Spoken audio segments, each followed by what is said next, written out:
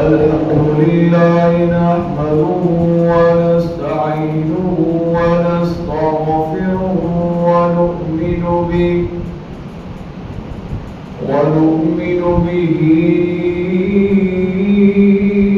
ونتوكل عليه ونعوذ بالله من شرور أنفسنا ومن سيئات أعمالنا من يهده الله فلا مضل له ومن يضلله فلا هادي له ونشهد أن لا إله إلا الله وحده لا شريك له ونشهد أن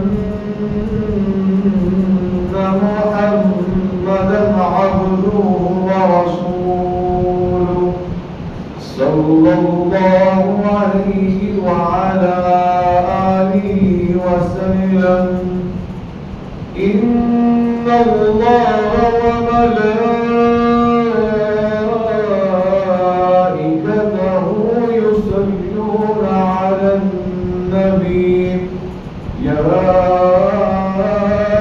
أيها الذين آمنوا صلوا عليه وسلموا تسليما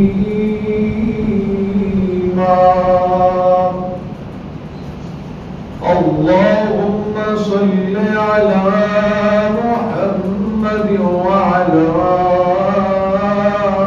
آل محمد كما صليت على إبراهيم وعلى آل إبراهيم إنك حميد مجيد اللهم بارك على محمد وعلى آل محمد كما باركت على إبراهيم وعلى آل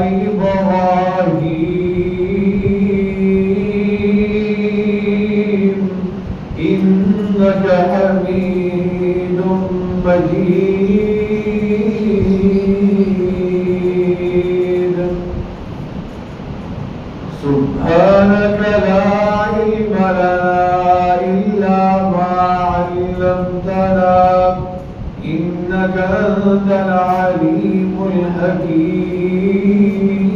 الحكيم رب اشرح لي صدري ويسر لي أمري واحلل عقدة من لساني يفقهوا قولي أما بعد فإن خير الحديث كتاب الله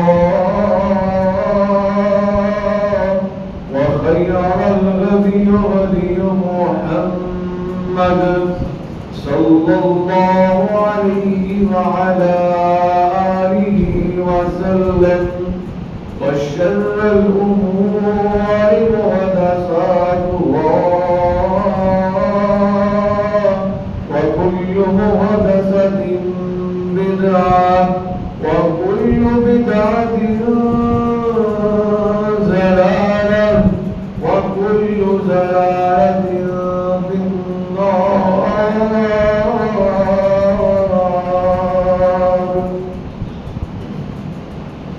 أعوذ بالله السميع العليم وبوجهه الكريم وسلطانه القديم من الشيطان الرجيم بسم الله الرحمن الرحيم لقد من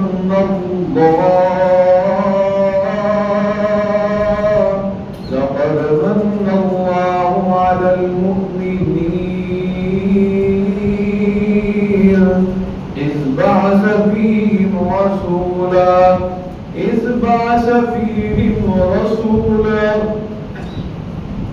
لقد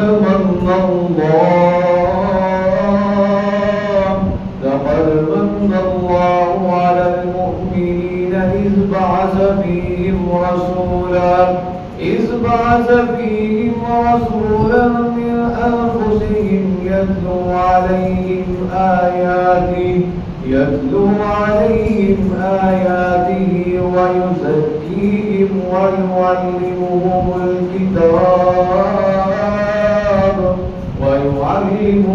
الكتاب والحكمة وإن كانوا من قبل لفي ضلال مبين.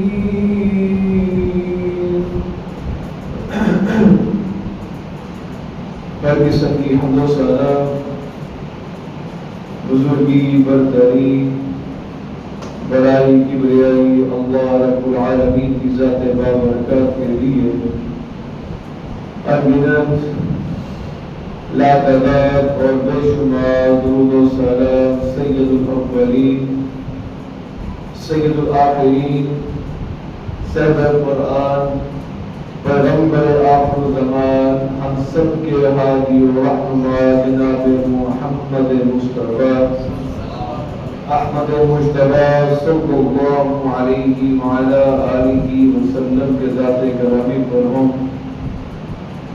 بزرگان برادران ملت، سب سے پہلے اللہ رب العالمین کا شکر ادا کرتا ہوں کہ اس کی توفیق کے ساتھ، اس کے کرم کے ساتھ آج الحمدللہ نور پلانٹ کے اس مرکز میں اللہ رب العالمین نے آنے کی توفیق عطا فرمائی.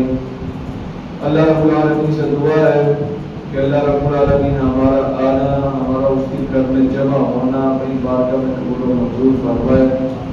جو ہم یہاں پر بیان کریں اللہ رب العالمین ہمیں پورے اعتماد کے ساتھ اس کو سننے اور اس پر عمل پیرا ہونے کی توفیق عطا فرمائے. اللہ رب العالمین نے جب سب چیزوں کو تخلیق کیا تو اللہ نے کسی بھی چیز کو بغیر کسی مقصد کے تخلیق نہیں کیا. ہر ایک چیز کے پیچھے کوئی نہ کوئی مقصد ہے اور اللہ رب العالمین نے اس مقصد کے تحت اس چیز کو تخلیق کی ہے.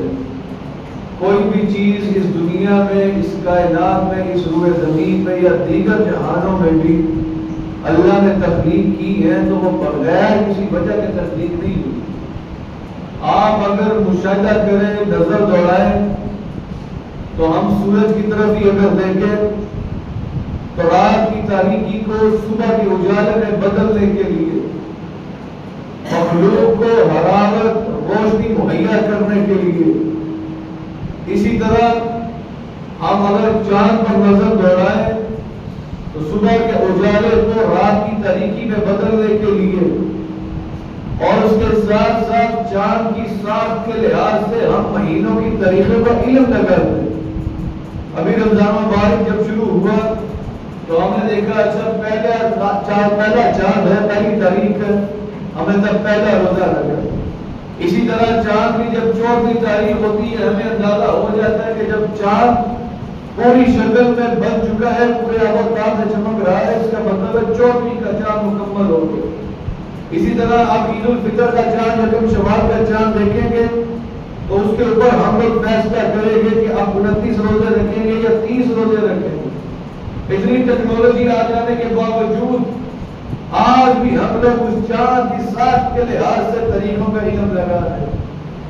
تو اللہ رب العالمین نے اس کو اس مقصد کے تحت تخلیق کی ہے. اسی طرح ستاروں پر نظر دوڑائیں تو ہمیں علم ہوتا ہے کہ اللہ نے جو بغیر ستونوں کی آسمان کی اتنی بڑی چھت تیار کر رکھی ہے اس کو مزین کرنے کے لیے اور اس کے ساتھ ساتھ راستوں کی سمت کا معلوم کرنے کے لیے اللہ نے ان کو تخلیق کیا کہ جب آپ کے پاس یہ کمپس موجود نہیں تھی، سمت معلوم کرنے کے آلے نہیں تھے، تو جو بحری جہازوں میں سفر کرنے والے ملاح ہوتے تھے یا ریگستانوں میں سفر کرنے والے، کافر لے کر جانے والے، کارواں لے کر جانے والے، وہ اپنی منزل کا تعین ان ستاروں کی وجہ سے کرتے تھے۔ اسی طرح اللہ رب العالمین نے اگر ہم انسانوں کو تخلیق کیا ہے تو اللہ رب العالمین نے وہ بھی بغیر مقصد کی تخلیق نہیں کی ہے۔ اللہ رب العالمین اگر ہمیں بھی بغیر کسی مقصد کے پیدا کر لیتا، ہمارے ذمہ کوئی ڈیوٹیاں نہ ہوتی، ہمارے ذمہ اللہ نے کچھ فرائض نہ لگائے ہوتے، تو پھر کیا ہونا تھا کہ ہماری زندگیوں میں اور جانوروں کی زندگیوں میں کوئی فرق نہ رہتا۔ ہمیں اللہ نے اشرف المخلوقات بنا کر بھیجا، باقی چیزوں کی دفعہ اللہ نے کن اشارہ کیا، فیکون وہ چیزیں بنتی چلی گئی، لیکن اللہ رب العالمین نے ہم انسانوں کو یہ پروٹوکول عطا فرمایا کہ اللہ نے فرمایا کہ جب میں نے انسان کو تخلیق کیا ہے نا، تو میں نے اس کو یہ عزت، یہ وقار، یہ شرف، یہ عظمت دی ہے، وما خلقت بیدی، کہ میں نے اس کو پھر دونوں ہاتھوں سے بنایا۔ اللہ چاہتا تو ہماری طرف بھی اشارہ کر سکتا تھا، لیکن اللہ نے ہمیں دونوں ہاتھوں سے پیدا کیا کہ اللہ کا اپنی اس مخلوق کے ساتھ محبت اور عزت کا معاملہ ہے کہ اللہ نے ہمیں باقی مخلوقات سے شرف دینا تھا، عزت دینی تھی، بلندی دینی تھی، رفعت دینی تھی، عظمت دینی تھی۔ اور اللہ اگر ہمارے ذمہ کوئی ڈیوٹیاں نہ لگاتا تو وہ اللہ ہمیں اور ہماری جانوں پر زندگی میں کوئی فرق نہ رہتا، اور ان ذمہ داریوں میں بھی جو اللہ نے ہمارے ذمہ حقوق اللہ یا حقوق العباد لگائے، وہ بھی بغیر کسی مقصد کے نہیں لگائے۔ ہر ایک رکن کے پیچھے بنی الاسلام علی خمسۃ ارکان فیہ، نبی کریم رب الرحیم صلی اللہ علیہ وسلم نے فرمایا کہ دین کی بنیاد 5 چیزوں پر، اس میں کلمہ شہادت، کلمہ توحید، اس کے بعد نماز، روزہ، حج، زکات، 5 چیزیں۔ نبی کریم رب الرحیم صلی اللہ علیہ وسلم نے فرمایا کہ اسلام کی بنیاد ان 5 چیزوں پر ہے، اور اگر ان 5 چیزوں میں سے کوئی ایک چیز مثال استعمال ہوتے ہوئے تم چھوڑتے ہو تو تمہاری جو عمارت ہے اس کی بنیادیں کمزور ہے، اور جس عمارت کی بنیادیں کمزور ہو نتیجہ اس کا کیا نکلتا ہے، وہ عمارت کھڑی نہیں رہتی، وہ زمین بوجھ ہو جاتی ہے، ناکام ہو جاتی ہے۔ تو اللہ رب العالمین نے ہر رکن کے پیچھے بھی کوئی نہ کوئی مقصد رکھا ہے۔ کلمہ شہادت، کلمہ توحید اسلام میں داخل ہونے کی کنجی ہے۔ اسلام میں داخل ہونا ہے تو کہاں سے ہو کر آنا پڑے گا؟ عقیدہ توحید پر، اللہ کی توحید پر، اللہ کی الہیت پر ایمان لے کر آنا ہے، سب کے دل کے ساتھ، پورے ایمان کے ساتھ، احتساب کے ساتھ۔ اسی طرح نماز ہے، نبی کریم رب الرحیم صلی اللہ علیہ وسلم نے ارشاد فرمایا کہ نماز تمہیں برے کاموں اور بے حیائی سے روکتی ہے۔ اب نماز کا مقصد بھی بیان ہو گیا کہ نماز اللہ نے فرض کیوں کی ہے، ایک تو تمہارے اندر اجتماعیت پیدا کرنے کے لیے، تمہارے اندر جو غرور تکبر ہے وہ ختم کرنے کے لیے کہ ایک ہی صف میں کھڑے ہو گئے محمود و حیا، کہ سب لوگ اللہ رب العالمین کے آگے ایک ہے، برابر ہے، کوئی کسی سے بڑا نہیں۔ ہاں نیکی کے وجہ سے یا تقوی کی وجہ سے اللہ کے قریب کوئی زیادہ ہوتا ہے، کوئی اللہ سے دور ہوتا ہے۔ اسی طرح ابھی رمضان کے روزے رکھ رہے ہیں، تو رمضان کے روزوں کا کیا مقصد ہے، ہم پر روزے کیوں فرض کیے؟ تو اللہ رب العالمین نے اس قرآن مجید فرقان حمید میں اس کی وجہ بتائی ہے۔ اللہ رب العالمین قرآن مجید میں اس کی وجہ کیا بتاتا ہے کہ تم پر روزے کیوں فرض کیے گئے؟ یا ایھا الذین آمنوا کتب علیکم الصیام، یا ایھا الذین آمنوا کتب علیکم الصیام كما كتب على الذين من قبلكم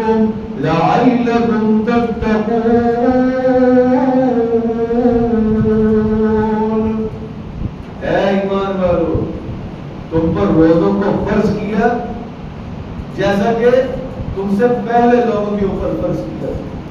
وجہ کیا ہے, مقصد کیا ہے؟ لعلکم تتقون, تاکہ تم لوگ تقوی والے, متقی اور پرہیزگار بنتے, اللہ کے مقرب بندوں میں شامل ہو جاؤ. اسی طرح باقی اراکین کا, ارکان کا بھی اللہ نے ہر ایک مقصد بیان کروایا, اور اسی طرح اسی مقصد کو بتانے کے لیے, اسی راستے کو بتانے کے لیے اللہ رب العالمین نے تقریباً 1,24,000 انبیاء کرام اس دنیا میں بھیجے, اور سب کے سب ایک ہی پیغام لے کر آئے, قول لا الہ الا اللہ.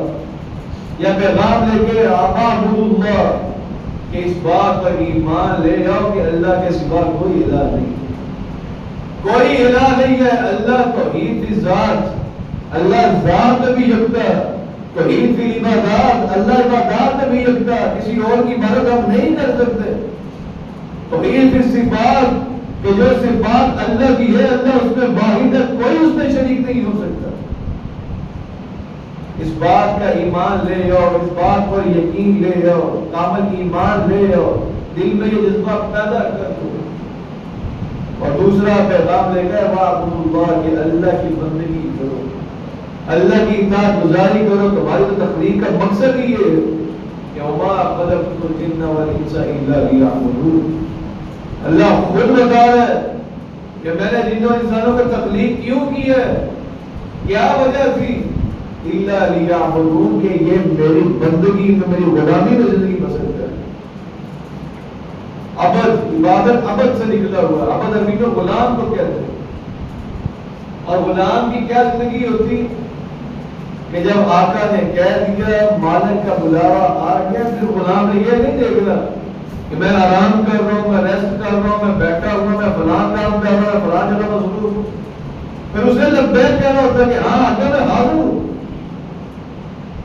آپ میں سے کئی لوگ ملازمتیں کرتے ہوں گے, طالب علم ہوں گے, تو آپ لوگ وقت کی پابندی نہیں کرتے جب کالج یونیورسٹی میں جاتے, یا ہم لوگ ملازمتوں پہ نہیں پہنچتے جب ہمیں پتہ ہے کہ دفتر کا ٹائم کتنے بجے شروع ہوگا, 9 سے لے کر 5 بجے تک, 5 بجے ہمیں چھٹی ہوگی. اگر ہم لیٹ پہنچیں گے ہمارا باس ہم سے ناراض ہوگا, تنخواہ کٹی جائے گی. ہم پہلے چلے جائیں گے, باس ہم سے ناراض ہوگا کہ ابھی ٹائم نہیں ہوا, پالیسی یہی جا رہے گی. ہم وہاں پر تو اس باس کی حکم عملی نہیں کرتے, وہاں پہ پورا پورا ٹائم بھی دے رہے ہیں, پوری ڈیوٹی نبھا رہے ہیں. لیکن اللہ رب العالمین نے جو ہمارے دل میں ڈیوٹیاں لگائیں, جو اللہ ہم سے وقت مانگتا ہے, وہ کدھر؟ تو اس راستے سے متعارف کروانے کے لیے, اس راستے کو دکھانے کے لیے اللہ رب العالمین نے تقریباً 1,24,000 انبیاء کرام اس دنیا میں بھیجے. سب اپنے اپنے وقت پر آئے, اپنے اپنے علاقوں میں آئے. اسی طرح اللہ رب العالمین نے وہ سلسلہ نبی کریم رسول رحیم صلی اللہ علیہ وآلہ وسلم پر لا کر ختم کیا. اور جس طریقے سے نبی کریم رسول رحیم صلی اللہ علیہ وسلم نے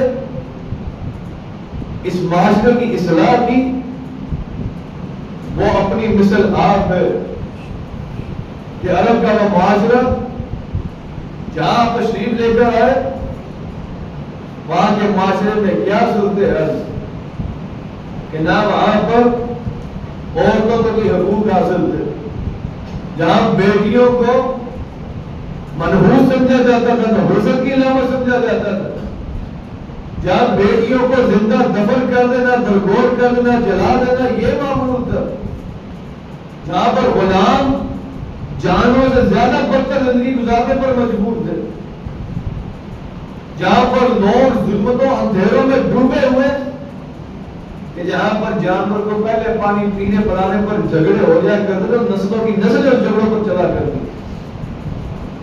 لیکن اس بگڑے ہوئے معاشرے میں نبی کریم رسول رحیم صلی اللہ علیہ وسلم کو اللہ نے کس شان اور پروٹوکول سے بھیجا کہ اللہ رب العالمین خود ارشاد فرماتے ہیں, یا ایھا النبی انا ارسلناک شاہدا, یا ایھا النبی انا ارسلناک شاہدا مبشرا ونذيرا وداعيا إلى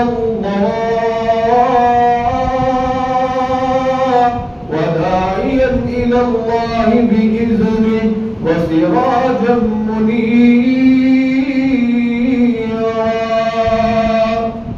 کہ ہم نے آپ کو خوشخبریاں دینے والا، گواہی دینے والا، شاہد بنا کر بھیجا. مبشرا خوشخبریاں دینے والا، ونذیرا اور جو اللہ کی خوشخبریاں، اللہ کے انعامات، اللہ کا کرم سن کر بھی اللہ کی طرف نہیں آتا، ونذیرا پھر اسے اللہ کی سختی سے، اللہ کے غضب سے ڈرانے والا بھی بنا کر بھیجا.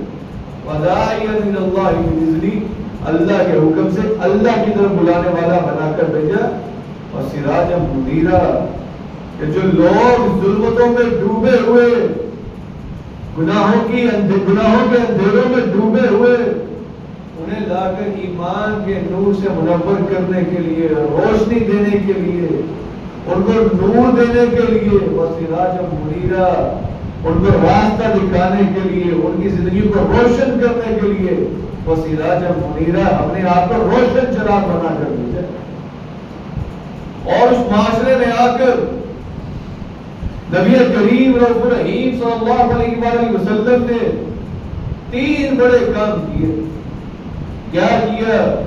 اس بگڑے ہوئے معاشرے کو سنوارنے کے لیے سب سے پہلے کیا کیا؟ یتلو علیہم آیاتہ کہ اللہ کے کلام کے ساتھ اللہ کے کتاب کی آیات پڑھ کر سنائیں.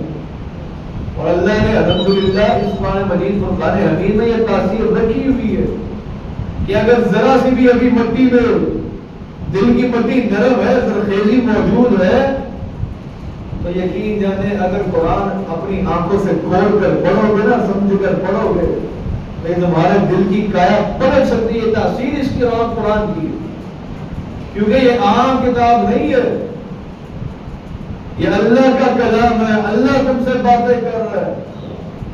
قرآن مجید فرقان حمید کا تعارف اللہ نے بالکل آغاز میں کروایا.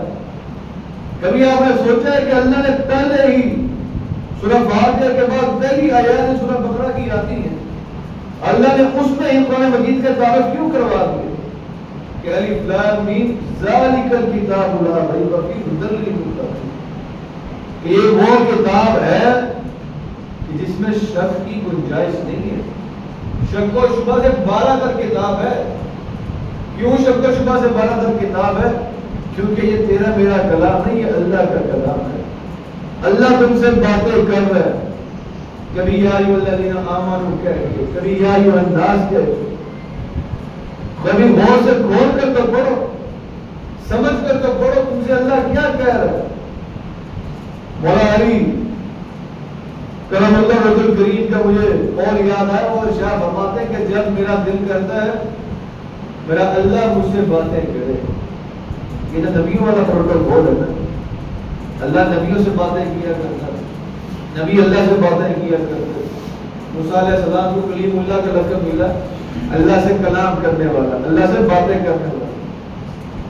ہمیں تو اللہ نے نبی کریم رسول رحیم صلی اللہ علیہ وسلم کی امتی ہونے کی وجہ سے یہ اللہ نے پروٹوکول کی عطا کر دی کہ تم مجھ سے باتیں کیا کرو گے، میں تم سے باتیں کیا کروں. تو حضرت فرماتے ہیں کہ جب میرا دل کرتا ہے میں اللہ سے باتیں کروں تو میں کیا کرتا ہوں؟ میں نماز پڑھتا ہوں. کبھی نماز کے الفاظ میں بہت تک کروں کیا پڑھ کیا رہے. آج ہماری عبادتیں خشوع و خضوع سے آئی کیوں ہے؟ ہم نمازیں بھی پڑھتے، نوافل بھی پڑھتے، تراویح بھی پڑھتے، قیام اللیل بھی کرتے. یہاں پہ مصلی پر ہم کھڑے، دماغ ہمارا کہیں اور پہنچا ہوا، دماغ ہمارا کوئی دکان پہ کھڑا ہے کہ فلاں گاہک آ گیا ہوگا، فلاں یہ ہو گیا ہوگا. کھڑے ہم اللہ کے آگے، دماغ میں 100 مسئلے مسائل چلے. اس کی وجہ کیا ہے کہ ہمیں پتہ ہی نہیں کہ ہم پڑھ کیا رہے. حالانکہ نبی کریم رسول رحیم صلی اللہ علیہ وسلم نے فرمایا تھا کہ نماز کو برے کاموں اور بے حیائی سے روکتی ہے. لیکن کیا ہے کہ یہاں سے نماز پڑھی، نماز پڑھ کے جا کے پھر دکان پہ بیٹھے، پھر وہی فرار، پھر وہی دھوکہ. نماز پڑھ کر نکلے، پھر سے معاشرے کے اندر گئے تو پھر سے وہی روش رکھی ہوئی ہے. تو اس کا مطلب یہ تو نہیں ہے کہ نعوذ باللہ میں نبی کا فرمان جھوٹا تھا. اس کا مطلب یہ ہے کہ ہماری نمازیں وہ نمازیں نہیں ہیں، ہماری نمازوں میں وہ غریبی نہیں ہے۔ اس کی وجہ کیا ہے کہ ہمیں پتہ نہیں ہم بات کیا کرتے ہیں، ہمیں پڑھ کیا رٹی رٹائی چیزیں ہمارے پاس، سورہ فاتحہ پڑھنی ہے تو اس کے بعد چھوٹی کو ضرورت پڑھنی ہے، چلو جی اللہ اکبر رکوع ہو گیا، سبحان ربی العظیم ہو گیا، رکوع کے بعد سمیع اللہ لمن حمدہ۔ یہ رٹی رٹائی چیزیں نہیں ہیں۔ قرآن مجید فرقان حمید کو پڑھنے کا رمضان میں ہمارے یہاں کیا معمول ویسے لگی ہوتی ہے، اتنے قرآن مکمل کر لیے، میں نے اتنے قرآن مکمل کر لیے۔ یا صرف ایک قرآن یا مکمل کر لیں لیکن اس کو سمجھ کر تو پڑھیں، جس طرح قرآن نے خود پڑھنے کا طریقہ بتایا ہے۔ اللہ نے اس قرآن کو پڑھنے کا بھی طریقہ بتایا کہ وَرَتِّلِ الْقُرْآنَ تَرْتِيلًا، کہ قرآن کو خوبصورتی کے ساتھ ٹھہر ٹھہر کے تسلی کے ساتھ پڑھو۔ لیکن ہم تو مساجد ہی بہت ڈھونڈتے ہیں جہاں پہ جلدی جلدی تراویح ہو جاتی ہے۔ میرے بھائیوں، ہمارے لیے فرمایا کہ جب میرا دل کرتا ہے میں اللہ سے باتیں کروں تو میں نماز پڑھتا ہوں۔ کبھی مطالب میں غور تو کرو، ہم بات کیا کر رہے ہیں بس۔ الحمدللہ رب العالمین الرحمن الرحیم مالک یوم الدین ایاک نعبد وإياك نستعين۔ اے اللہ تمام تعریفیں تیرے لیے، تمام جہانوں کا رب، اللہ سے بات کر رہے ہو، تو مہربان ہے، نہایت رحم کرنے والا، جزا کے دن کا مالک تو۔ اے اللہ ہم خاص کر تیری عبادت کرتے ہیں، ایاک نعبد وإیاک نستعین، اللہ خاص کر تجھی سے مدد مانگتے، اللہ سے بات کر رہے ہیں۔ اور فرمایا مولا علی نے کہ جب میرا دل کرتا ہے میرا اللہ بھی مجھ سے باتیں کرے، میں نے تو کر لی، اب آگے سے مجھے جواب بھی تو چاہیے نا۔ تو فرمایا پھر میں کیا کرتا ہوں، میں قرآن کھول کر پڑھتا ہوں کہ اللہ تم سے باتیں کہاں پر کر رہا ہے، اللہ تمہیں یہ تبلیغ دے رہا ہے، تمہیں راستہ دکھا رہا ہے۔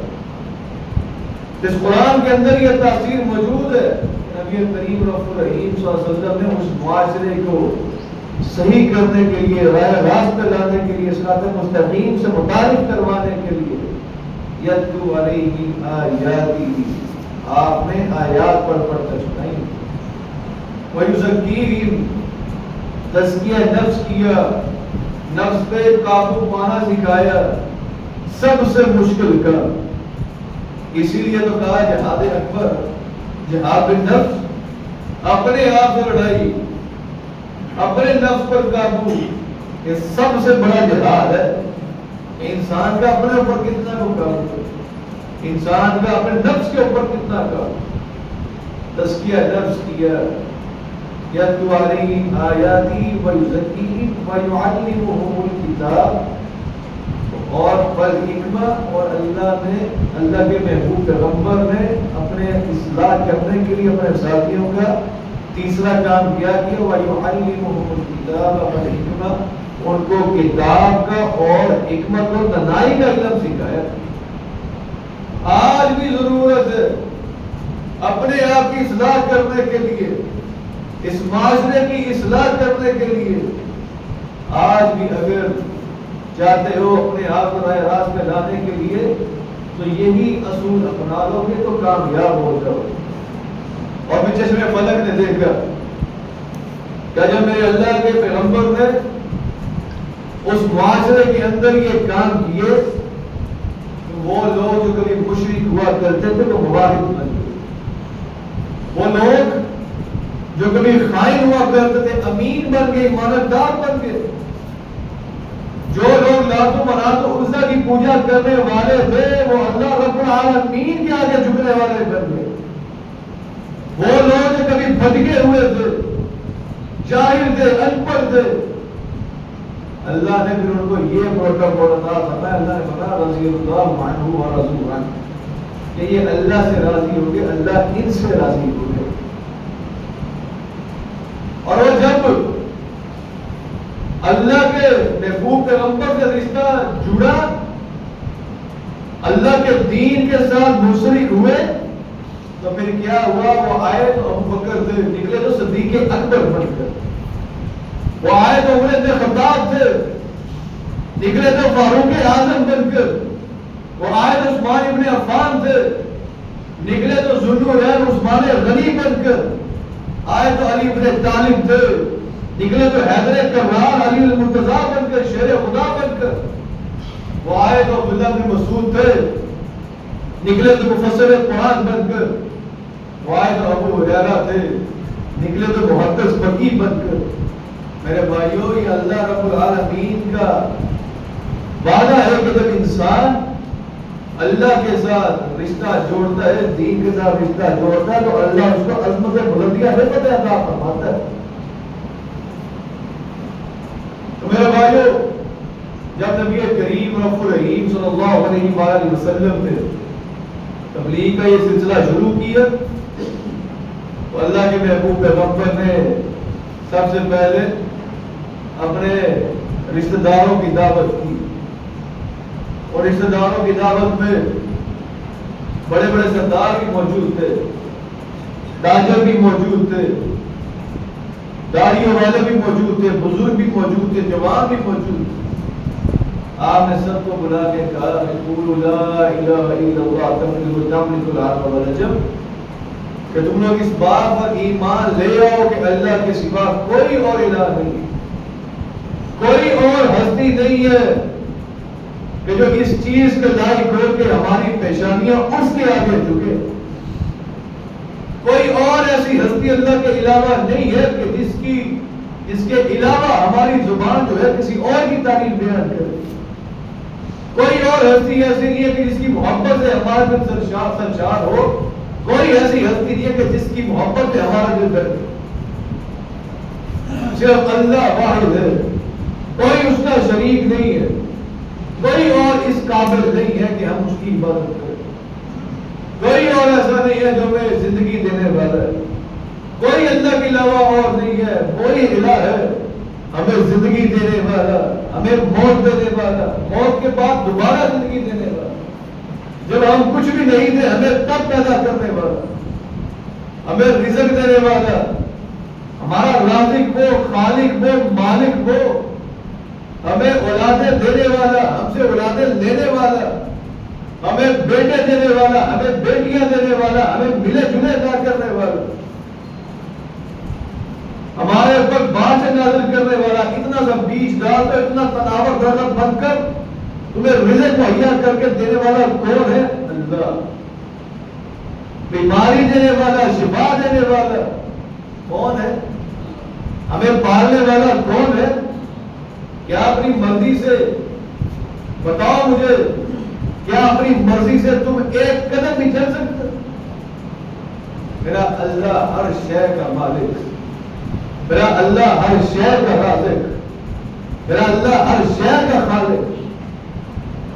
میرے بھائیوں، نبی کریم رب الرحیم صلی اللہ علیہ وسلم نے اعلان کیا، اور جواب میں نہ تو کوئی بڑا سپاہ سالار کھڑا ہوا، نہ جواب میں کوئی بڑا تاجر کھڑا ہوا، نہ جواب میں کوئی بڑا بزنس مین کھڑا ہوا، نہ کوئی جوان کھڑا ہوا۔ نبی کریم صلی اللہ علیہ وسلم کی پکار پر جواب دیا تو ایک 8 سال کے بچے نے، جو جسمانی طور پر اس وقت بڑا دبلا پتلا، جس کو اشوب جسم کا مرض بھی تھا، وہ کھڑا ہو کے کہتا ہے اشہد ان لا الہ الا اللہ واشہد ان محمد عبدہ ورسولہ صلی اللہ علیہ وسلم، کہ میں گواہی دیتا ہوں کہ اللہ کے سوا کوئی الہ نہیں، میں گواہی دیتا ہوں کہ آپ محمد مصطفیٰ صلی اللہ علیہ وسلم اللہ کے رسول بھی ہیں، اللہ کے بندے بھی ہیں۔ سرداران قریش، مکے کے بڑے بڑے تاجر سردار دیکھ کے مسکرائے، ہنسے، مذاق اڑایا کہ 8 سال کا بچہ یہ لبیک کہہ رہا۔ انہیں کیا پتا تھا کہ یہ 8 سال کا بچہ تاریخ اس کو پھر حیدر کرار کے نام سے جانے گی، تاریخ جانے گی اسے فاتح خیبر کے نام سے۔ انہیں کیا پتا تھا کہ یہ صحابی رسول بننے لگا، اسے کیا پتا تھا کہ یہ جماعت رسول بننے لگے، انہیں کیا پتا تھا کہ اشرا مبشرہ میں شامل ہونے والا، خلفائے راشدین میں شامل ہونے والا۔ انہیں کیا پتا تھا کہ اللہ انہیں حسنین کریمین کے بابا جان ہونے کا شرف عطا کرے؟ انہیں کیا پتا تھا کہ جنتی خواتین کی سردار ہے وہ ان کے شریک حیات بننے والی ہے؟ میرے بھائیو، نبی کریم رب العالمین صلی اللہ علیہ وسلم کو بڑا پیار ہے. پیار آتا بھی کیوں نہ کہ آپ کے ساتھ خونی رشتہ بھی تھا، کہ آپ کے چچا صاحب بھائی تھے، کہ جب نبی کریم صلی اللہ علیہ وسلم نے یتیمی میں آنکھ کھولی 6 سال کی عمر میں والدہ کا سایہ بھی سر سے اٹھ گیا. اس کے بعد دادا نے پارا سردار عبد المطلب نے 8 سال کی عمر میں دادا کا سایہ بھی سر سے اٹھ گیا.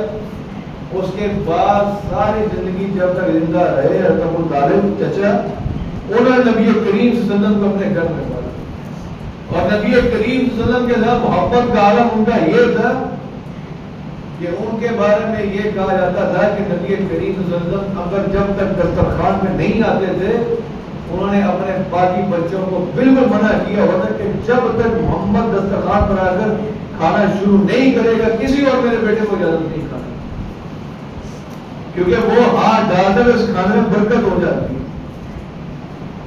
میرے بھائیوں، اس چچا کا بیٹا اللہ بھی کبھی بھی کسی انسان کی نیکی احسان ضائع نہیں ہونے دیتا. کیوں نہیں ہونے دیتا کہ جب آپ یتیمی کی زندگی میں تھے تو آپ نے اسی چچا کے گھر میں پرورش پائی تھی. آج وقت آیا کہ انہی چچا کا بیٹا نبی کریم صلی اللہ علیہ وسلم نے اسے اپنی تربیت میں لے لی، آغوش نبوت میں لے لیا. نبی کریم رب الرحیم صلی اللہ علیہ وآلہ وسلم نے خود حضرت علی کی تربیت کی. سیدہ خدیجہ الکبریٰ سلام اللہ علیہا و رضی اللہ تعالی عنہا ام المؤمنین، انہوں نے حضرت علی کی پرورش کی. میرے بھائیو، دنیا میں بڑے بڑے فقیر گزرے، بڑے بڑے عالم بھی گزرے، کسی نے کسی سے تعلیم حاصل کی، کسی نے کسی سے تعلیم حاصل کی، لیکن قربان جاؤں علی کی شان پر کہ نبی کریم صلی اللہ علیہ وسلم نے ان کی تعلیم کا ذمہ لگایا تو کس کا ذمہ؟ محمد رسول اللہ صلی اللہ علیہ وآلہ وسلم. نبی کریم صلی اللہ علیہ وسلم نے حضرت علی کے ساتھ بھی وہی معاملہ کیا، وَيُزَكِّي يَتْلُو عَلَيْهِمْ آيَاتِهِ وَيُزَكِّيهِمْ وَيُعَلِّمُهُمُ الْكِتَابَ وَالْحِكْمَةَ کہ آپ نے حضرت علی کو بھی آیات پڑھ کر سنائی، آپ کا تزکیہ نفس بھی کیا، اور آپ کو کتاب کا حکمت کا علم عطا فرمایا. اور جب نبی کریم نے تربیت کی، حضرت علی جوانی کی عمر میں پہنچے تو نبی کریم صلی اللہ علیہ وسلم نے شادی کے لیے حضرت علی کے لیے شریک حیات جو منتخب کی، وہ کون شریک حیات؟ وہ شریک حیات کے جس کے بارے میں آپ نے فرمایا تھا فاطمہ تو میرا زندگی، فاطمہ تو میرے دل کا ٹکڑا ہے، فاطمہ تو میرے جگر کا ٹکڑا ہے. اور وہ دل کہ جس دل کے اوپر اللہ کا قرآن نازل ہوتا ہے، جبرائیل امین علیہ السلام قرآن لے کر نازل ہوتے ہیں، اور وہ دل جس کے بارے میں اللہ قرآن مجید میں ارشاد فرماتا ہے الم نشرح لک صدرک، کہ ہم نے آپ کا شرح صدر کیا، ہم نے آپ کا دل بہت بڑا بنایا. کتنا بڑا دل ہے پتہ کہ جس کتاب کو لے کر نازل ہوئے اس قرآن کے بارے میں اللہ نے کیا فرماتا ہے کہ یہ کتنی روح والی کتاب ہے کہ اگر میں یہ قرآن مثال کے طور پر پہاڑوں کے اوپر بھی نازل کرتا ہوں، لو انزلنا هذا القرآن على جبل لرأيته خاشعا متصدعا من خشية الله، کہ اگر یہ قرآن جو ہے میں انسان کی بجائے مثال کے طور پر پہاڑ میں بھی نازل کرتا تو وہ پہاڑ بھی اللہ کی خشیت کے ساتھ ریزہ ریزہ ہو جاتی. ایسی خشیت والی کتاب، اتنے روب والی کتاب لے کر کون سا فرشتہ آتا ہے؟ وہ فرشتہ جبرائیل امین علیہ السلام، جبرائیل امین علیہ السلام کہ جن کے بارے میں نبی کریم صلی اللہ علیہ وسلم نے فرمایا جبرائیل تو ہمیشہ مجھے جب بھی آیا میرے کسی صحابی کی شکل میں ملنے آیا، کبھی مجھے اپنی اصلی شکل بھی تو دکھا. تو جبرائیل نے اللہ نے اجازت مانگی، اللہ نے اجازت دی کہ جاؤ میرے محبوب کی خواہش کو پورا کرو. نبی کریم صلی اللہ علیہ وسلم فرماتے ہیں کہ جب جبرائیل اپنی اصلی حالت میں آئے تو ان کا وجود اتنا بڑا تھا کہ صرف اور صرف دو شانوں کے درمیان کا جو سینے کا صرف حصہ ہے وہی اتنا بڑا تھا کہ مجھے لگ رہا تھا کہ صرف اتنے حصے کے ساتھ ہی زمین و آسمان کے درمیان جتنا خلا ہے وہ تمام کا تمام پر ہو گیا. اتنا بڑا فرشتہ, اتنی خشیت والی روح والی کتاب لے کر جس دل پر نازل ہوتا ہو وہ دل کتنا بڑا ہو. اس دل کے بارے میں فرمایا تھا فاطمہ بدعۃ منی, فاطمہ تو میرے اس دل کا ٹکڑا کہ جس میں قرآن نازل ہوتا ہے, جس دل کی اللہ بات کر رہا ہے. لم نشرح لک صدرک, حضرت علی کا انتخاب کیا, حضرت علی کے لیے فاطمہ کا انتخاب کیا. اور ایک اور بات یاد رکھنا کہ ہمارا اہل سنت کا, مسلمانوں کا یہ عقیدہ ہے, ہم اہل حدیثوں کا یہ عقیدہ ہے کہ نبی اپنی مرضی سے کوئی فیصلہ نہیں کرتا, نبی اپنی مرضی سے کوئی بات نہیں کرتا. یہ میں جوش خطابت میں نہیں کہہ رہا, یہ اللہ کا قرآن کہہ رہا ہے, اللہ قرآن میں کہہ رہا ہے, اللہ قسم اٹھا کے فرما رہا ہے کہ میرا محمد مصطفیٰ صلی اللہ علیہ وسلم تمہارے صاحب اپنی مرضی سے بات نہیں کرتے, اپنی مرضی سے اللہ کا محبوب پیغمبر فیصلے نہیں کرتا.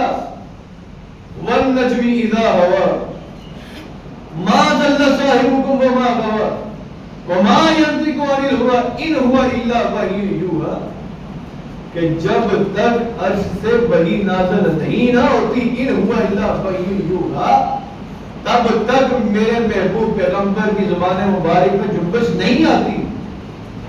سمجھو اس بات کو کہ اللہ کے محبوب پیغمبر نے حضرت علی کے ساتھ حضرت فاطمہ کو جو رشتہ کیا وہ اللہ کے حکم سے, اللہ کی مرضی سے کیا.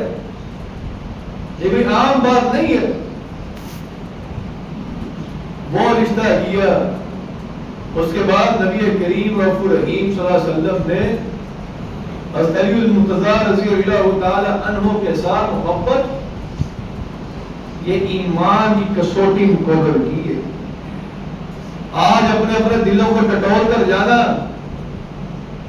کہ اگر تو تمہارے دل میں حضرت علی المرتضیٰ کا نام سن کر ٹھنڈک پہنچتی ہے تو اس کا مطلب ہے الحمدللہ ایمان مضبوط ہے.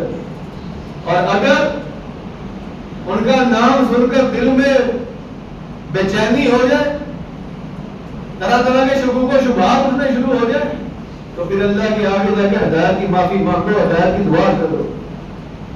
نبی کریم رؤوف الرحیم صلی اللہ علیہ وسلم نے فرمایا کہ جو بندہ علی سے محبت رکھتا ہے وہ مومن ہوگا. یہ بات ذرا غور سے سننا. فرمایا جو علی سے محبت کرے گا الا مومن, وہ مومن ہوگا. ایک عام مسلمان میں اور مومن میں بڑا فرق ہوتا ہے. قرآن مجید میں اللہ نے کہا کہ جب عرب کے لوگوں نے یا سرداروں میں سے کچھ لوگوں نے اسلام قبول کر لیا تو انہوں نے کہا مومن ہو گئے. تو اللہ نے کیا کہا تھا وہاں کہ انہیں کہیں یہ ابھی اسلام لے کر مومن نہیں ہوئے. تو مومن کب ہوتا ہے انسان کہ جب ریاضت کرتا ہے, عبادت کرتا ہے. فقرین جو ہے وہ تو بیان یہ کرتے ہیں کہ مسلمان اور مومن میں یہ فرق ہوتا ہے کہ مسلمان وہ ہوتا ہے جو اللہ کو مانتا ہے, اور مومن کون ہوتا ہے جو اللہ کی مانتا ہے. اللہ کو مانتے ہیں, اللہ کے احکامات کو ہم نے نہیں مانا تو ہم مومن تو نہ ہوئے. مومنین وہ کہ جب انسان محنت کر کے, ریاضت کر کے, عبادت کر کے جب ترقی پا جاتا ہے تو اللہ اسے بھی عام مسلمانوں سے اٹھا کر مومنین کے صف میں شامل کرتا ہے. یعنی کہ علی سے محبت رکھنے والا جو ہے وہ عام مسلمانوں سے زیادہ بہتر ہے. یہ بات ذرا غور سے سننا. اور فرمایا جو علی سے بغض رکھے وہ زیادہ پکا مومن ہوئے. دسو میں یا بہت بڑا مفکر ہوگا, ریسرچر ہوگا, آج ان کے تحقیقیں کرتے ہیں جی ایسے نہیں ایسے ہو گیا تھا, فلاں نہیں یہ ہو گیا تھا, یہ ہو گیا. لعنت تمہاری ایسی ریسرچ کی ہوگی, سمندر میں پھینک گیا, آگ لگاتا ایسی ریسرچ. فرمایا جو علی سے بغض رکھے گا وہ کیا ہوگا؟ الا منافق، وہ منافق ہوگا، کافر بھی نہیں کر. ان لفظوں میں بھی ذرا غور کرنا، یہ کافر بھی کہہ سکتے تھے، کہا نہیں الا منافق، وہ منافق ہوگا. اور منافقین کے بارے میں اللہ نے قرآن میں کیا فیصلہ کیا؟ ان المنافقین درجسلی من النار، یہ منافق تو جہنم کے سب سے نچلے گڑھے میں ہوں. اللہ کے ساتھ شرک کرنے والے بھی وہ بھی اوپر ہوں گے، حالانکہ اللہ نے شرک کے بارے میں فرمایا کہ وہ گناہ ہے جو کبھی معاف نہیں کروں گا، سب سے عظیم بھاری گناہ ہے شرک کرنا. لیکن فرمایا وہ بھی منافقین سے اوپر ہوں گے، اللہ کے ساتھ شریک ٹھہرانے والے، لات و منات و عزا کی پوجا کرنے والے، والدین کی نافرمانی کرنے والے، زنا کرنے والے، سود کھانے والے، اللہ کے ساتھ اللہ کے رسول کے ساتھ جنگ کرنے والے. فرمایا وہ بھی اوپر ہوں گے. سب سے نچلے گڑھے میں کون ہوں گے؟ منافقین. اور علی سے بغض رکھنے والا جہنم کے سب سے نچلے گڑھے میں. پڑھتے رہو نمازیں، لگاتے رہو نعرے، کرتے رہو قیام. جب تک علی سے محبت نہیں نہ کرو گے تب تک تمہاری نہ نماز اللہ قبول کرے گا، نہ تمہاری روزے اللہ قبول کرے گا. اللہ چپ کے مارے گا تمہیں جہنم کے سب سے نچلے گڑھے. میں نہیں کہہ رہا، حدیث میں سنانے لگا ہوں.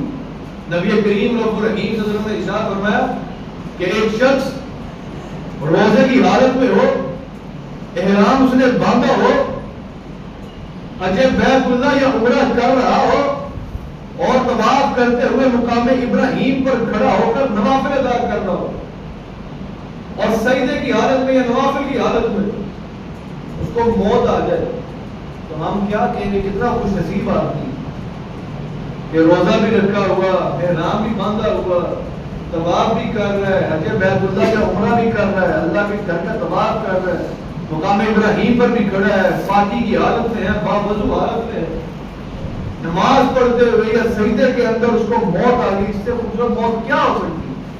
لیکن فرمایا اگر اس کے دل میں میرے اہل بیت کے بارے میں رائی کے دانے کے برابر بھی بغض ہوا نا، تو اللہ نہ تو اس کا دیکھے گا احرام، نہ اللہ دیکھے گا یہ میرے گھر کا طواف کر رہا ہے، نہ اللہ یہ دیکھے گا کہ یہ باوضو حالت میں ہے، مقام ابراہیم پر کھڑا ہے، روزے کی حالت میں، احرام باندھا ہوا، غسل اس نے کیا ہوا، نماز پڑھ رہا ہے، روزے کی حالت میں، سجدے میں ہے.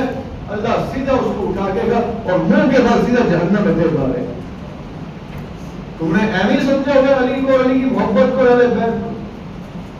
نبی کریم رب الرحیم صلی اللہ علیہ وسلم نے ارشاد فرمایا، جامع ترمذی کی مثال، جامع ترمذی کی روایت، آپ نے فرمایا 3 دفعہ نبی کریم صلی اللہ علیہ وسلم کو اللہ نے حکم دیا کہ میں 3 لوگوں سے بڑی محبت کرتا ہوں، تم بھی ان سے محبت کرو. اللہ کہہ رہا ہے میں بھی ان لوگوں سے محبت کرتا ہوں، اور نبی کو بھی حکم دے رہا ہے اللہ کہ تم بھی ان تینوں کے ساتھ محبت کرو. اور فرمایا میرا علی ان تینوں میں شامل، میرا علی ان تینوں میں شامل، میرا علی ان تینوں میں شامل. اور ساتھ آپ نے حضرت مقداد کیا سلمان کا نام دیا کہ یہ 3 وہ لوگ ہیں کہ جن کے بارے میں اللہ نے حکم دیا کہ میں بھی ان سے محبت کرتا ہوں، میرے محبوب آپ ان سے محبت کریں. اگلی بات نبی کریم رب الرحیم صلی اللہ علیہ وسلم نے ارشاد فرمایا حب علی جنت کی ضمانت ہے.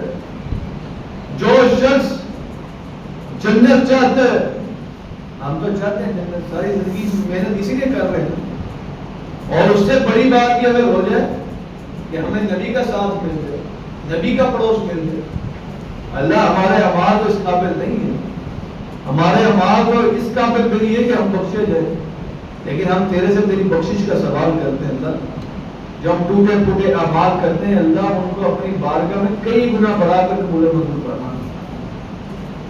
آپ نے فرمایا کہ اگر میرا ساتھ چاہتے ہو، جنت کی ضمانت چاہتے ہو، جامع ترمذی 3314 اور مسند احمد 393 نمبر حدیث ہے. آپ نے فرمایا من احبنی و احب هذین و اباهما و امهما کان فی درجات یوم القیامہ، کہ جو شخص احب هذین امام حسن سے امام حسین سے پیار کرے واباہما ان کے بابا علی سے محبت کرے، وامہما ان کی والدہ سیدہ فاطمہ سے محبت کرے، فی درجات یوم القیامہ وہ قیامت کے دن میرے ساتھ ہوگا. کہ ایک طرف آپ محبت کے دعوے کریں نبی کے ساتھ کہ ہمیں نبی سے بڑی محبت، ہم عاشق رسول ہیں سچے، اور ساتھ آپ علی فاطمہ امہات المؤمنین امام حسن و حسین کے ساتھ بغض رکھے، نبی کے اہل بیت کے ساتھ گھرانے کے ساتھ بغض رکھے، تو یہ کوئی محبت نہیں ہے. انسان آپ کو ہٹ کر کے مجھے آپ سے بڑی محبت ہے اور ساتھ آپ کے گھر والوں کی آگے آپ کے سامنے بے عزتی کرے، آپ کے گھر والوں کا خون بہا دے، بتائیں مجھے آپ اسے محبت مان رہے ہیں؟ بتائیں مجھے کہ آپ کے گھر کے 6 ماہ کے لیے اصغر کبھی نہ چھوڑا جائے تو کیا ہوگا؟ آج ہمارے جوان بچوں کو اٹھ کے تھپڑ مار دے نا، ہم اگلے کا گلا کاٹنے تک جاتے ہیں کہ اس کی جرت کس طرح نہیں ہمارے بیٹے کو عادت آ جائے، ہماری بیٹی کو عادت آ جائے. آج ہماری بیٹی کی عزت کو کوئی بات کرے ہم زبان کہنے تک جاتے ہیں اس کی.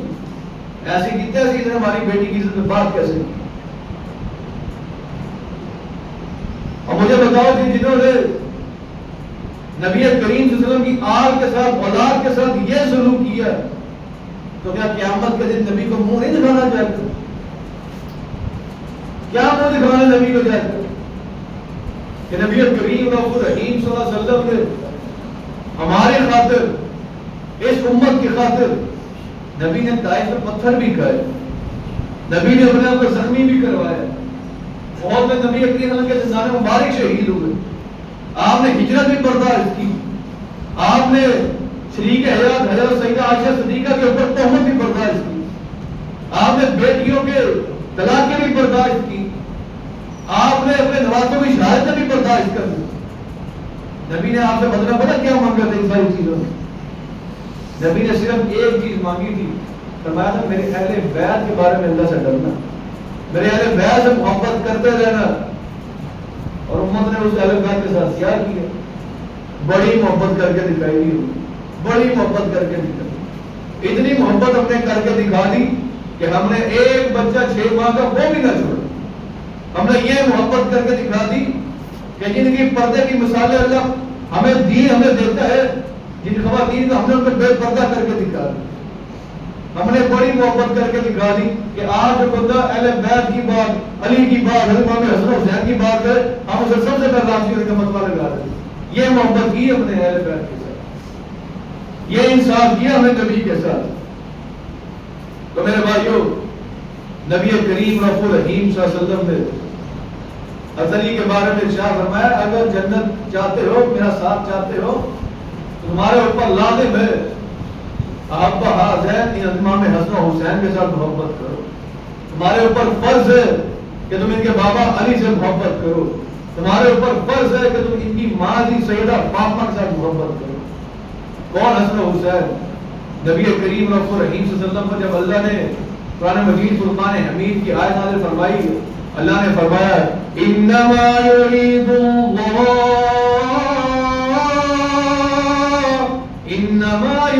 اللہ لیذہب عنکم الرجس اہل البیت ویطہرکم تطہیرا.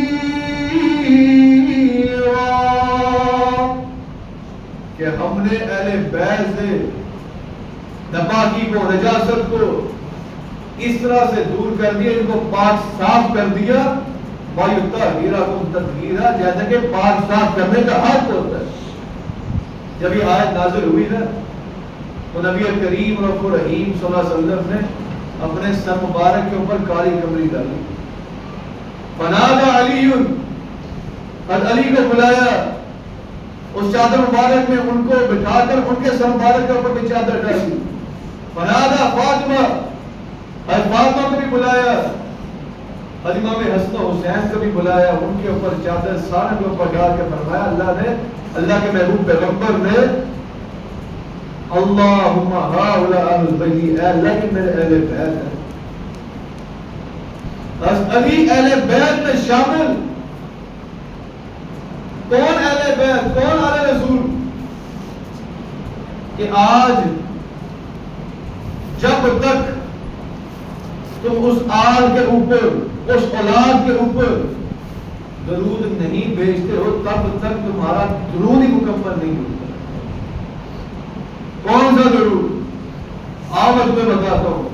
قرآن مجید فرقان حمید میں اللہ نے ارشاد فرمایا ان اللہ وملائکتہ یصلون علی النبی یا ایھا الذین آمنوا صلوا علیہ وسلموا تسلیما، کہ بے شک اللہ اور اس کے ملائکہ نبی کریم صلی اللہ علیہ وسلم پر درود و سلام بھیجتے ہیں۔ یا ایھا الذین آمنوا، اے ایمان والو، صلوا علیہ وسلموا تسلیما، تم بھی نبی کریم صلی اللہ علیہ وسلم کے اوپر درود و سلام بھیجا کرو۔ جب یہ آیت نازل ہوئی صحابہ نے عرض کیا اللہ کے رسول ہم آپ کے اوپر کیسے درود بھیجیں؟ تو نبی کریم صلی اللہ علیہ وسلم نے جواب دیا اللہم صلی علی محمد وعلی آل محمد، کہ تم نے ایسا درود بھیجنا ہے کہ تم نے مجھ پر بھی بھیجنا اور میری آل پر بھی بھیجنا ہے۔ یہ کوئی عام بات نہیں ہے۔ آج تمہاری تقریباً 90% عبادتیں جو ہیں وہ درود شریف سے منسلک ہے۔ اگر ان میں درود شریف نہ ہو تو عبادت تمہاری مکمل ہی نہیں ہوتی۔ دن میں 5 دفعہ نمازیں پڑھتے ہیں، جب تک ان نمازوں میں درود نہیں پڑھو گے تمہاری نمازیں مکمل نہیں ہیں۔ جب تک خطبہ جمعہ میں خطیب درود شریف نہیں پڑھے گا وہ خطبہ نامکمل۔ خطبہ عیدین تمہارا درود شریف کے بغیر نامکمل۔ نکاح کا خطبہ تمہارا خطبہ درود شریف کے بغیر نامکمل۔ نماز جنازہ پڑھتے ہو، نماز جنازہ میں جب تک درود شریف نہیں پڑھتے وہ نماز جنازہ نامکمل۔ اور دعا جب تک اس کے اندر درود شریف کا وسیلہ نہیں ڈالتے ہو وہ دعا اللہ تک نہیں پہنچتی۔ میرے بھائیو، اتنی بڑی عظمت کہ ہر شے میں نبی کریم صلی اللہ علیہ وسلم پر درود، ان کی آل پر درود پڑھو، پھر وہ تمہاری چیزیں قبول ہوتی ہیں۔ اور درود شریف مکمل کب ہوتا ہے؟ بات مکمل ہوتی ہے درود شریف کے ساتھ۔ درود شریف مکمل کب ہوتا ہے؟ آل رسول کے ساتھ۔ ہم اکثر جلدی میں کہتے ہیں صلی اللہ علیہ وسلم، صلی اللہ علیہ وسلم، یہ درود بھی نامکمل، پورا پڑھا کرے صلی اللہ علیہ وآلہ وسلم، اس کو معمول بنائے۔ نبی کریم رب الرحیم صلی اللہ علیہ وسلم نے نجران سے 40 کے قریب عیسائیوں کا وفد آیا، نبی سے مباحثہ کرنے، مناظرہ کرنے۔ موضوع کیا ہے؟ عقیدہ توحید، تثلیث خدا۔ 40 کے قریب عیسائی ہے اور آ کر انہوں نے نبی کریم سے ملاقات کی۔ نبی کریم صلی اللہ علیہ وسلم کا کردار بھی یہاں پر دیکھ لیں کہ غیر مسلموں کے ساتھ آپ کا رویہ کس طرح کا، کیونکہ اللہ نے آپ کو رحمت للعالمین بنا کر بھیجا۔ نبی کریم صلی اللہ علیہ وسلم نے ان کی رہائش کا ذمہ، ان کی رہائش کا بندوبست مسجد نبوی کے ذہن میں کیا۔ اللہ کے رسول چاہتے تو صحابہ کے مکانات بھی تھے، باغات بھی تھے، حویلیاں بھی تھیں، لیکن آپ نے ان کی رہائش کا بندوبست مسجد نبی کے ذہن میں کیا، مسجد نبی کے ذہن میں خیمے لگائے۔ ہم تو آج کسی دوسرے مسلک والے کو اپنی مسجد میں برداشت نہ کرتے، نہ ہم کسی اور کی مسجد میں جانا پسند کرتے۔ یہ فلاں کی مسجد ہے، یہ فلاں کی مسجد ہے، فلاں کی ہمارے پیچھے نماز نہیں، ہماری فلاں کے پیچھے نماز نہیں، بڑا غلط کر دیا اسی کاموں کے طرف۔ یہ اللہ کا گھر ہے، اللہ کا تعارف کیا کرواتا ہے؟ الحمدللہ رب العالمین، اللہ کا تمام جہانوں کا رب ہے۔ ہماری مسجدیں نبی کریم صلی اللہ علیہ وسلم کی مسجد زیادہ فضیلت والی۔ نبی کریم صلی اللہ علیہ وسلم نے غیر مسلموں کو مسجد نبی میں ٹھہرنے کی جگہ دی، ان کی رہائش کا بندوبست کی۔ اس سے بھی اگلی بات کہ ان کے کھانے کا بندوبست، ان کے لیے جو کھانے کے برتن آتے تھے وہ میرے نبی کے گھر کے برتن ہوتے تھے۔ ہم نے تو اپنے برتن لا کے رکھے ہوتے ہیں نا، ملازموں کے برتن لا کے رکھے ہوتے ہیں، ایسا کمی نے انہوں نے برتن پھیرے ہیں، ایسا مزارے نے انہوں نے برتن پھیرے، ایسا خاص کو ہوتے ہیں کوڑے والے آندے نے جی انہوں نے برتن میں پانی پینا ہے گلاس۔ بچوں کی ہم تربیت یہ کر رہے ہو، نہیں اس میں نہیں پینا، یہ فلاں کا گلاس، نہیں اس میں نہیں کھانا، یہ فلاں کا چمچ ہے، یہ فلاں کی پلیٹ ہے۔ خدا کا واسطہ ہی ہے، ہمارے برتن نبی کے گھر کے برتنوں سے زیادہ پاک ہے، کیا تربیت کر رہے ہیں ہم اپنے بچوں کی؟ نبی کریم صلی اللہ علیہ وسلم کا کردار تو یہ تھا کہ ایک دن نبی کریم صلی اللہ علیہ وسلم مجلس میں بیٹھے تھے، آپ کو پیاس لگی تو آپ کی مجلس میں ایک یہودی لڑکا بیٹھا تھا، آپ نے پانی مانگا، پانی طلب کیا، پیاس کی شدت محسوس کی، اس یہودی لڑکے کا گھر قریب تھا، وہ بھاگ کر گیا اور پانی لے آیا۔ نبی کریم صلی اللہ علیہ وسلم نے اس سے پانی پکڑا، اس یہودی کے برتن میں پانی دیا نبی۔ ہم جیسا کیا جا تو پلیت ہے نپاک ہے جی نبی کریم صلی اللہ علیہ وآلہ وسلم نے اس یہودی کے گھر سے آئے ہوئے برتن میں پانی پیا، اور اس کے بعد نبی کریم صلی اللہ علیہ وسلم نے اس کو دعا دی، حالانکہ ابھی اس نے اسلام قبول نہیں کیا تھا۔ نبی کریم صلی اللہ علیہ وسلم نے پانی پی کر، وہ ابھی دین کی حالت میں نہیں ہے، اسلام نہیں لے کر آیا، یہودی مذہب پر ہے، نبی کریم صلی اللہ علیہ وسلم نے اس کو دعا کی۔ وہ بندہ بڑا نوجوان تھا، بڑی خوبصورت شکل و صورت والا تھا، نبی کریم صلی اللہ علیہ وسلم نے اس کو دعا کی، اللہ تعالیٰ تمہیں ایسے ہی خوبصورت رکھے، تمہارے چہرے کو اللہ ایسے ہی تر و تازہ رکھے۔ اور جس صحابی نے یہ روایت بیان کی ہے، وہ بیان کرتے ہیں، وہ کہتے ہیں کہ مجھے اللہ تعالیٰ نے لمبی زندگی دی، اور اس نوجوان کو بھی اللہ نے لمبی زندگی دی، وہ بڑھاپے میں جا کے فوت ہوا۔